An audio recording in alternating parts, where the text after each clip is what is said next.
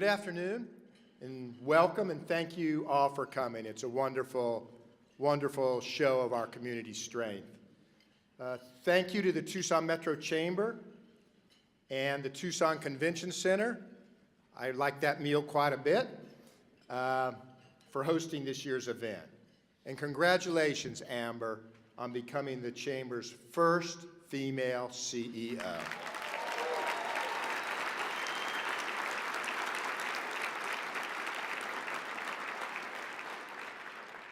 Part of today's proceeds is being shared with CHRPA, the Community Home Repair Projects of Arizona, and Southern Arizona Legal Aid. Please join me in recognizing the Chamber for this donation. It's very generous of them.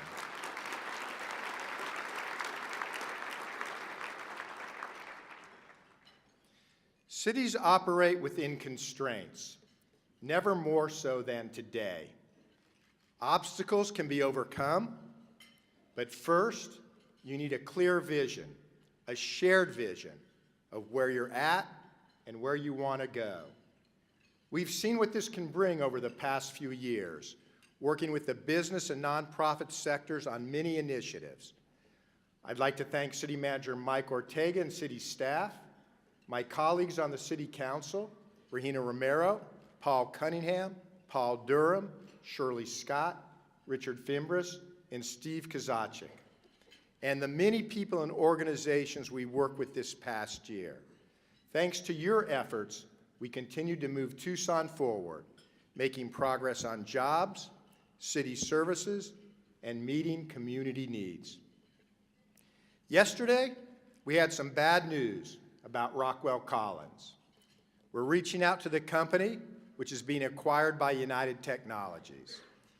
But if their decision to leave is final, that's all the more reason why we need to double down on our economic development.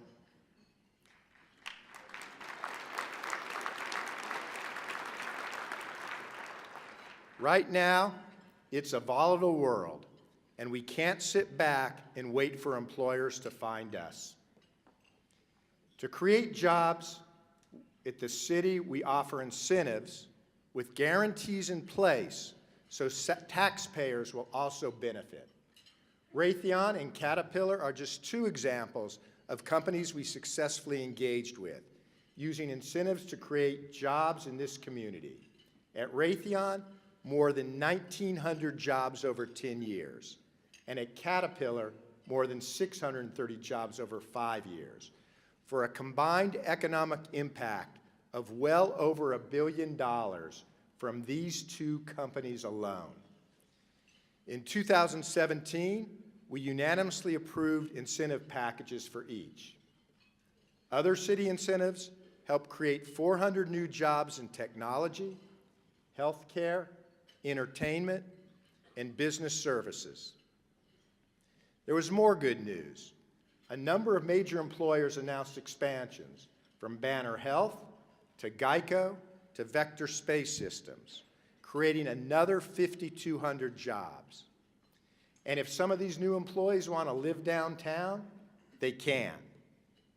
We added to our inventory of downtown housing 400 new market rate apartments and 300 new affordable housing units, most built with federal, state, and city incentives.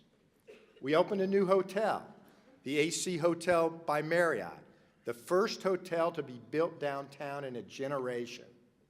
And yes, city incentives helped with that project too. I want to remind everyone that these incentives don't come without safeguards. Developers can't benefit until they deliver on their promises. And always, always, taxpayers must come out ahead.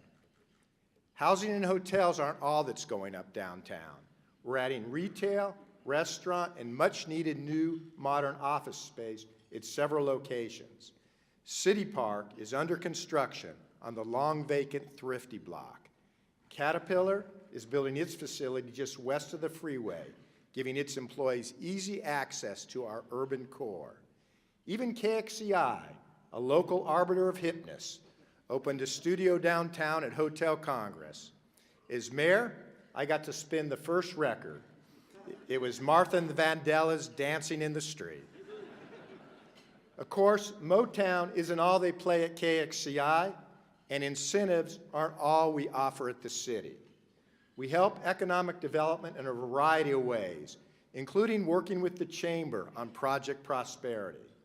Last year, we approved final plats for 535 acres of subdivisions.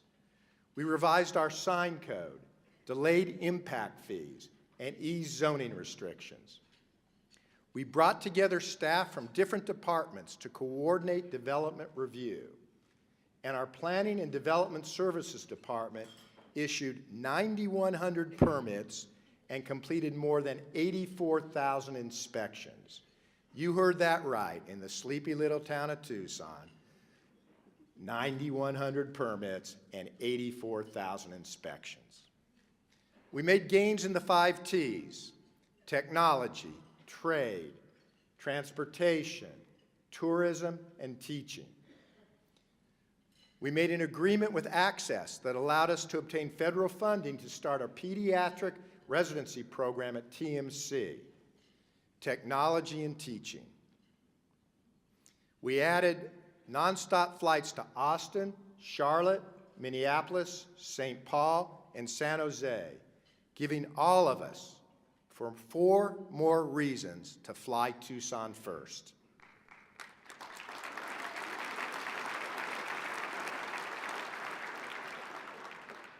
And that brings our total to 20 nonstop destinations, transportation and tourism.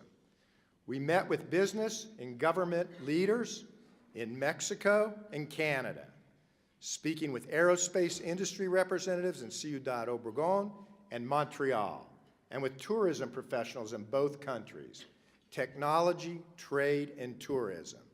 Together with PAG, we held a Borderlands Trade and Transportation Technologies Conference.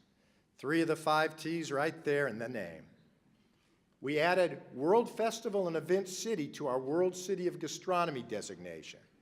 In Tucson, we know how to eat and have a good time, and what tourist doesn't want to experience that? And just this week, we learned that SR 189, the 4-mile spur that connects the Mariposa Land Port of Entry and I-19, was awarded a $25 million Tiger grant by the U.S. Department of Transportation. We've been advocating for improvements to this important trade corridor for years. Our thanks to the entire Arizona congressional delegation for securing this funding. This is a significant win for Southern Arizona.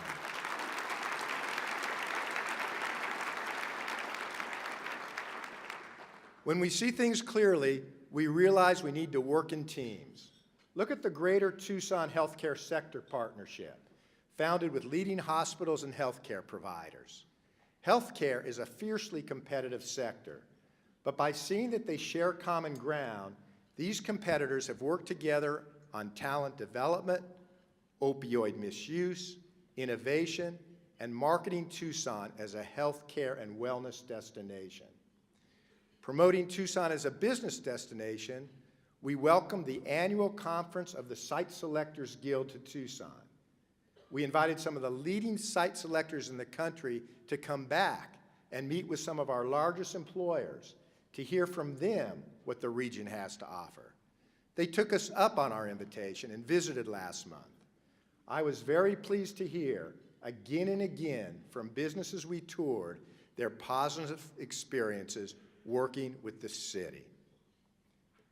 Cities focus on economic development because a prosperous economy helps workers and their families, and because it provides the revenue we need to deliver services. Tucsonans and people throughout the region need and use our city services. Last year, Tucson voters passed a 5-year half-cent sales tax for roads and public safety. On your way in, I hope you saw vehicles and equipment purchased with Prop 101 funds, ensuring that our first responders arrive on time with the equipment they need. Voters trusted us because we've shown that when Tucson makes a promise, Tucson delivers. For example, the 5-year, $100 million street bonds passed in 2012. We told voters what streets we were going to fix and when, and we delivered on our promise, paving 963 lane miles of city streets.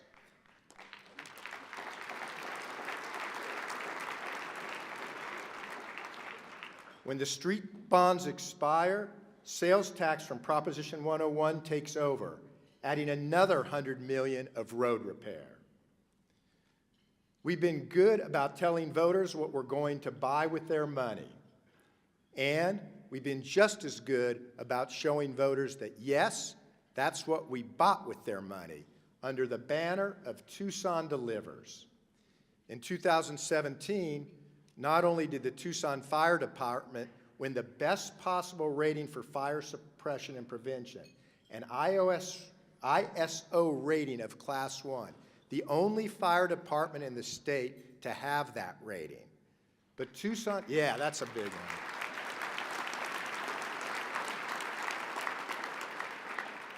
But Tucson firefighters responded to more than 92,000 emergency calls and more than 500 structure fires. Some more numbers from 2017. Tucson police officers responded to more than 19,000 emergency calls. The Tucson Department of Transportation filled more than 50,000 potholes. Tucson Water delivered close to 33 billion gallons of clean drinking water to homes and businesses. Environmental and General Services disposed of more than 500,000 tons of trash. Suntran and Sunvan served about 55,000 riders every day, Monday through Friday. The Sunlink streetcar welcomed its 3 millionth passenger, and more than 49,000 kids swam for free at city parks.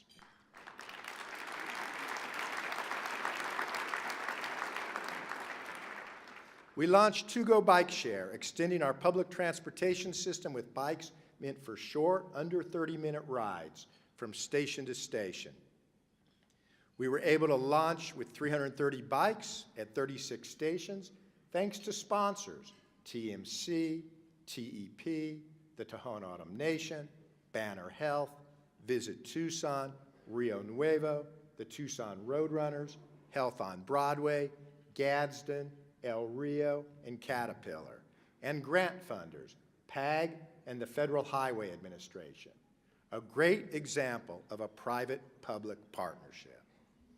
While much of what the city does goes unrecognized, occasionally we do receive recognition. TDOT's Airman Memorial Bridge won a Public Works Project of the Year award from the Arizona chapter of the Arizona Public Works Association last year.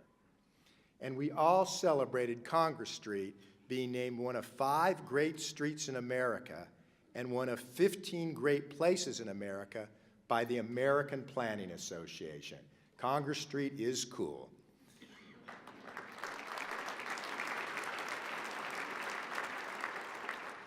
Tucson grew in 2017. We annexed close to 680 acres, bringing back more than $13 million in state-shared revenue over 10 years. Even after service costs, that means a net gain to the city of more than $9 million. Annexation is a win-win. The city gets revenue from the state, residents and businesses get city services, and annexation allows us to offer city incentives to newly annexed businesses that qualify. The numbers are big, in part because this is a big city, the 33rd largest in the United States. Our incorporated population is larger than the cities of Atlanta, Miami, New Orleans, St. Louis, and Pittsburgh. Their surrounding areas have more people, and that gives them more resources, but the city government serves smaller populations. In Tucson, we have big challenges because we're a big city. Our city manager and department heads continue the Herculean task of balancing our budget, a huge challenge, as it is for all cities and towns in Arizona, who must make accelerated payments into the state-run public safety pension system in the wake of the Supreme Court's decision in Parker versus PSPRS. For Tucson, this means that the city's contribution to PSPRS, the Public Safety Personnel Retirement System, will be $83 million in fiscal year 2018, 15% of the city's general fund. By comparison, 20 years ago, 1998, our contribution to PSPRS was just $2 million. Arizona voters gave local government some relief by passing Proposition 124, an amendment to the state constitution, the only way that this system can be changed. And it was supported by our police and firefighters that created a third tier of public safety benefits. While we're grateful for this relief and for the support of our public safety personnel who partnered with us on this initiative, the Parker decision means that Tucson's contribution to PSPRS will remain very high for years to come, no different than any other city in our state. This is the hand we're dealt. As I said, this is a state-run system. The state presents us with a bill, and we pay it. At the same time, we have a state legislature that keeps chipping away at the city's tax base. There's a bill right now, SB 1392, and its companion bill, HB 2479, that would create new exemptions for digital transactions that have been taxed for decades. If it passes, it would cost Tucson $2.3 million in sales tax, with that figure increasing annually, more than wiping out any gains we've made this past year by consolidating services. Efforts like this that seek to undermine the financial stability of cities where we all live must stop, and I'm calling on all of you to help stop them. We can't keep asking city employees to do more with less and less and less. Please help us on this.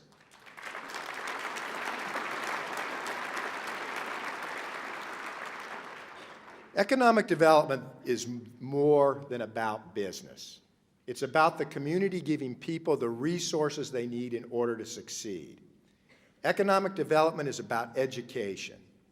Last year, we received a $2.1 million grant from the Corporation for National and Community Service, adding 3 years to our Community Schools initiative.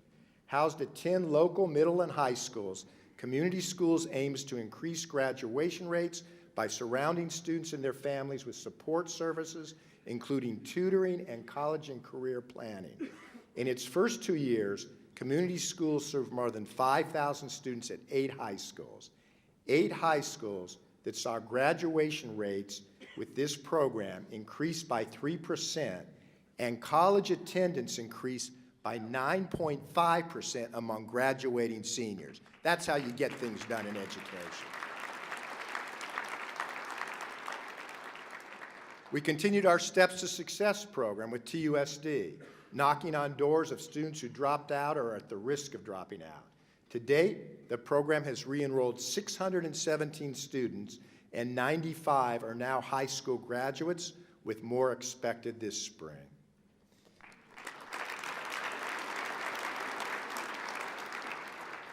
We organized college and career resource fairs at Desert View and Sunnyside high schools, and we're organizing 3 more at TUSD high schools. Through donations, our Great Start program was able to get 2,100 students access to the arts. But we learned there was another organization that could do more, so we merged our program with theirs. Act One provides Title I schools with field trips to concerts, museums, and plays. Now, instead of 2,100 students, we're getting 7,000 students access to the arts. Vision has to be about, thank you for that. I like that.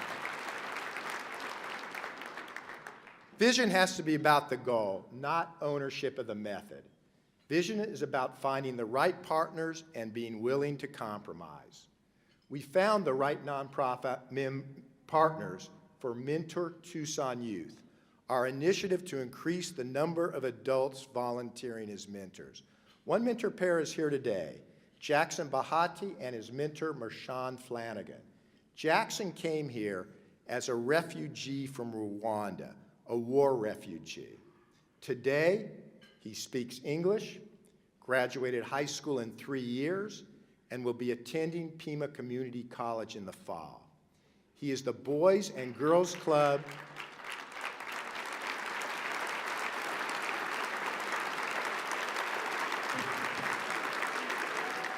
Stand up, stand up.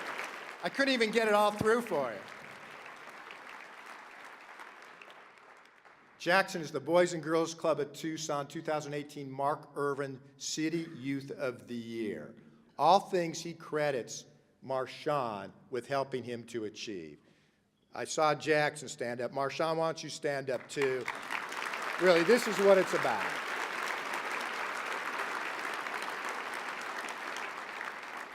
Mentoring works, and there are many ways to be a mentor, and I encourage all of you to consider taking on that role. Economic development's about housing. Since launching the Obama Initiative to house homeless veterans in 2013, we've placed 2,525 formerly homeless veterans in permanent supportive housing.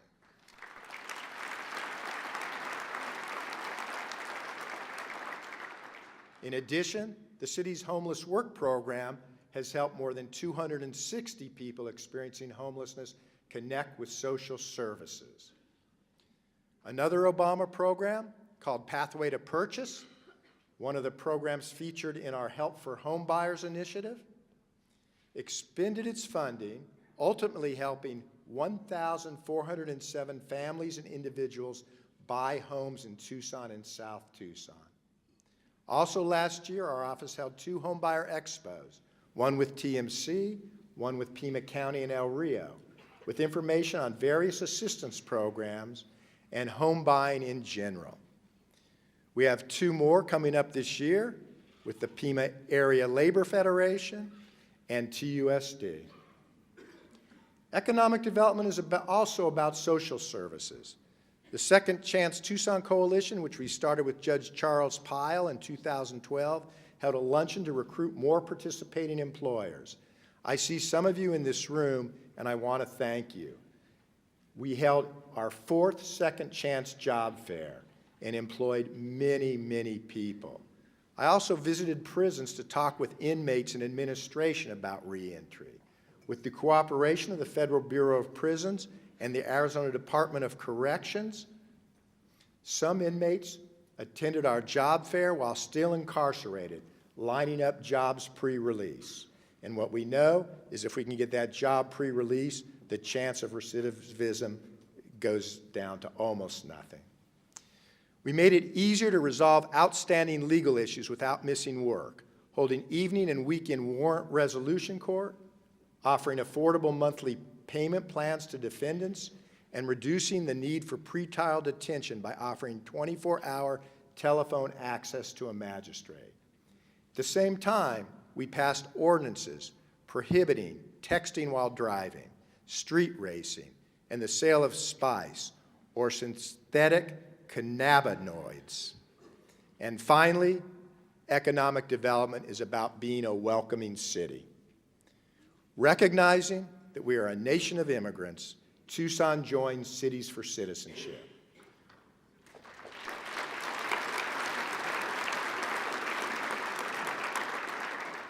Working with our partners, we created a program that offers legal, financial, and educational help for immigrants who want to become naturalized U.S. citizens. If you've never been to a naturalization ceremony, I highly recommend it to you. It will warm your heart to see these new citizens.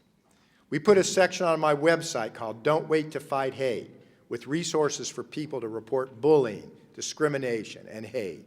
And we passed a misdemeanor hate crimes bill. I also joined thousands of Tucsonans at the local Women's March and the local March for Science. And I will join the local March for Our Lives, although I regret the fact that we need these demonstrations to take place. Women and all people should be treated equally. Science should be respected, and lives, especially children's lives, should be protected.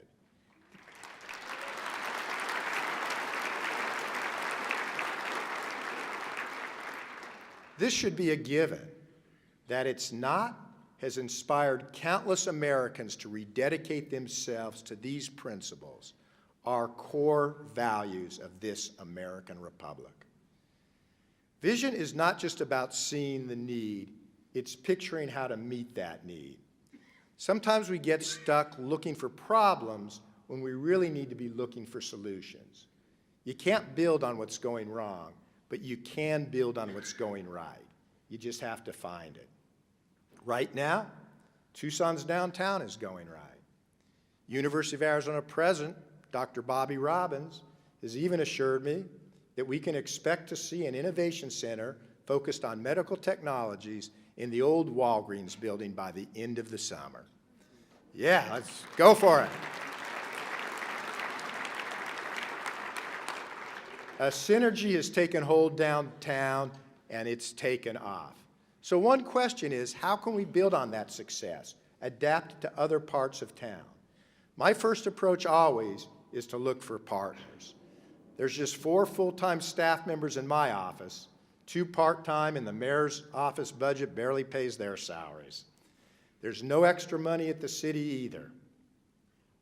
So, working with others is a necessity.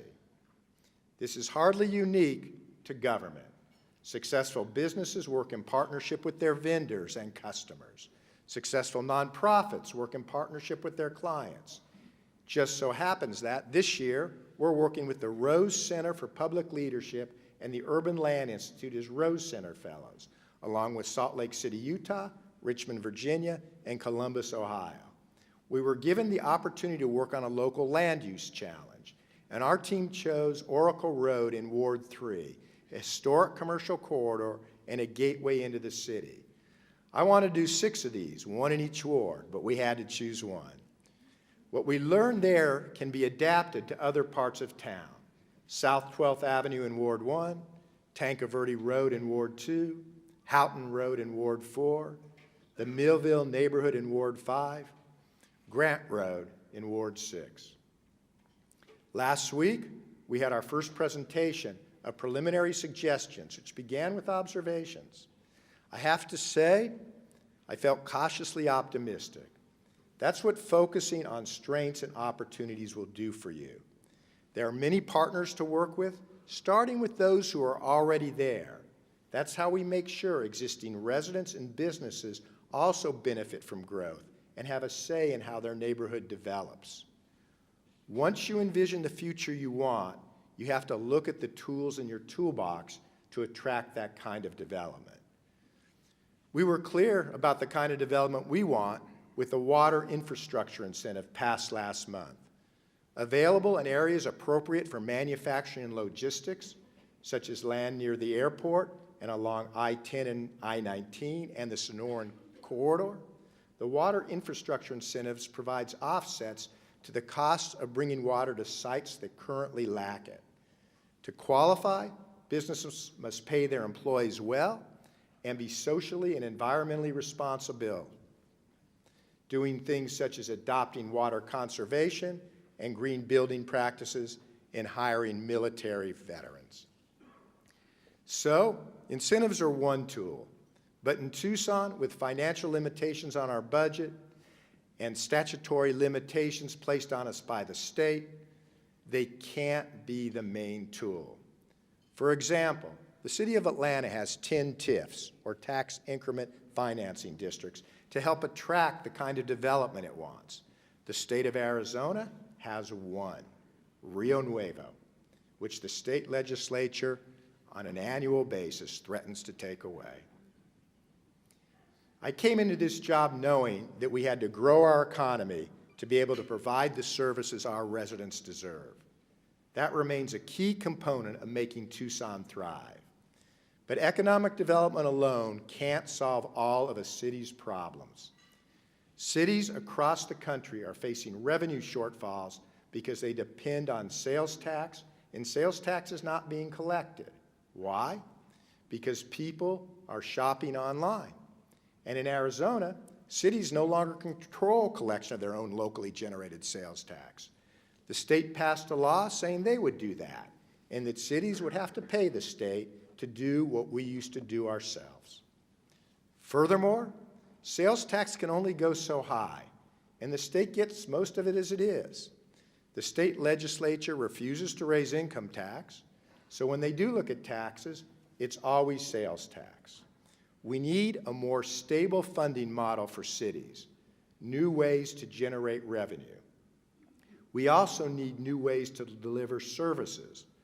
Part of that will be reorganization, such as City Manager Mike Ortega's consolidation of business services or public safety communications. Part of that will be more coordination of services with other local governments, the county, but also PAG, the RTA, and other cities and towns. Cities, this city, deliver essential services.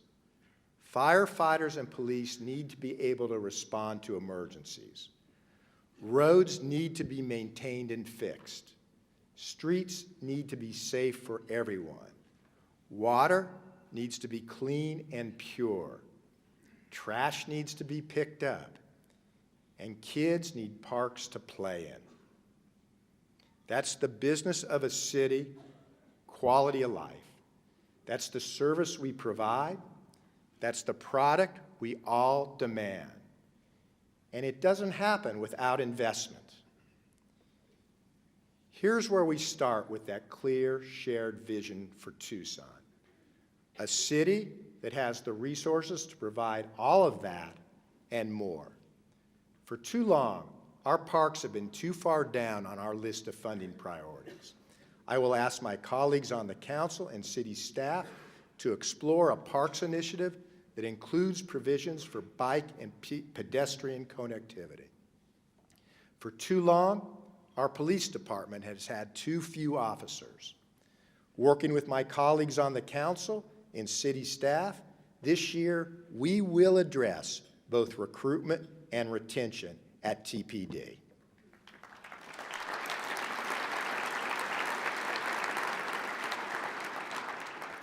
What else would that shared vision include? Well, here's some ideas. Tucson as the preferred headquarters location for U.S. companies doing business in Mexico and Mexican companies doing business in the U.S.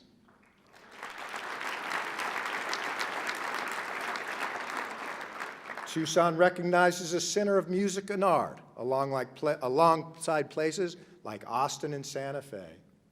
Tucson, I got my arts crowd back there. I've picked up on that. Tucson is the best place to launch a business in the Southwest, with several innovation centers and a thriving ecosystem of companies in all stages of development. Tucson recognizes a center of green technology. And Tucson as a city that never gives up on its people, working to keep them connected and productive, whether that's getting dropouts back in school, getting the formerly incarcerated back in the workforce, getting homeless veterans back in housing, or any of the many other social service missions in this community. Can city government do this alone? No, certainly not given our financial constraints. But we can bring the community together to have the conversation. All of those propositions I put out to you, we are on the way to doing, and we can get them done. 2020 is less than 2 years away.